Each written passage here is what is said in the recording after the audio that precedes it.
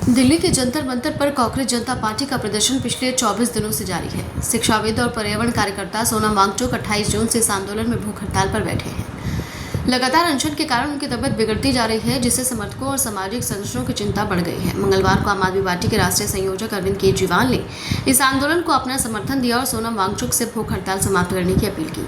वहीं समाजवादी पार्टी के अध्यक्ष अखिलेश यादव ने भी वांगचुक से अनशन खत्म करने का अनुरोध किया और भाजपा सरकार पर तीखा हमला बोला। इसके अलावा लेखिका अरुंधति रॉय, अभिनेता नसीरुद्दीन शाह, रत्ना पाठक शाह, अर्थशास्त्री जयति घोष समेत कई प्रमुख हस्तियों ने भी प्रदर्शनकारियों से भूख हड़ताल समाप्त करने की अपील की।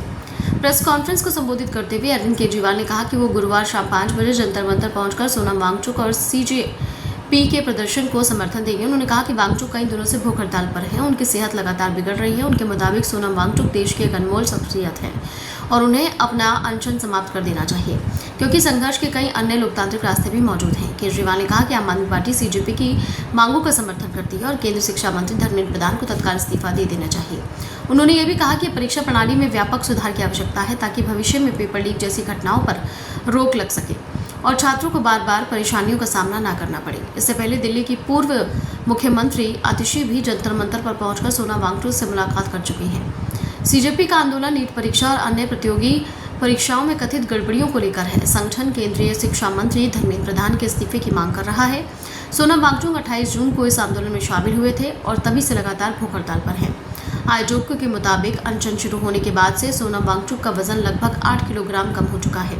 उनका ताज़ा ब्लड प्रेशर 107, 70 और ब्लड शुगर 67 मिलीमीटर प्रति डेसीलीटर दर्ज किया गया, जिसे डॉक्टर चिंताजनक मान रहे हैं। भूख हड़ताल पर बैठे आयसा कार्यकर्ता दीपक की तबीयत सोमवार को बिगड़ने के बाद उन्हें दिल्ली के आरएमएल अस्पताल में भर्ती कराया गया। अखिलेश यादव ने सोशल मीडिया प्लेटफॉर्म एक्स पर पोस्ट करते हुए भाजपा सरकार को असंवेदनशील बताया। उन्होंने कहा कि सोनम वांगचुक का जीवन पूरी दुनिया के लिए बेहद महत्वपूर्ण है, क्योंकि वो इंसानियत, पर्यावरण और लोकतंत्र के लिए समान रूप से संघर्ष कर रहे हैं। अखिलेश ने भाजपा पर अयोध्या के राम मंदिर में दान से जुड़े कथित विवाद का भी जिक्र करते हुए कहा कि जो लोग मंदिरों तक को नहीं छोड़ते, वे सत्याग्रह की अहमियत क्या समझेंगे। सोमवार को लेखिका अरुंधति रॉय, अभिनेता नसीरुद्दीन शाह, रत्ना पाठक शाह, अर्थशास्त्री जयति घोष समेत कई प्रमुख हस्तियों ने एक संयुक्त बयान जारी किया। उन्होंने प्रदर्शनकारियों से भूख हड़ताल समाप्त करने की अपील की। कहा कि यह लड़ाई लंबी है और उसे जारी रखने के लिए आंदोलनकारियों का स्वस्थ और जीवित रहना सबसे अधिक है। साथ ही उन्होंने दिल्ली के लोगों से 20 जुलाई को संसद के मानसून सत्र की शुरुआत के लिए उस दिन आयोजित संसद मार्च में बड़ी संख्या में शामिल होने की भी अपील की है।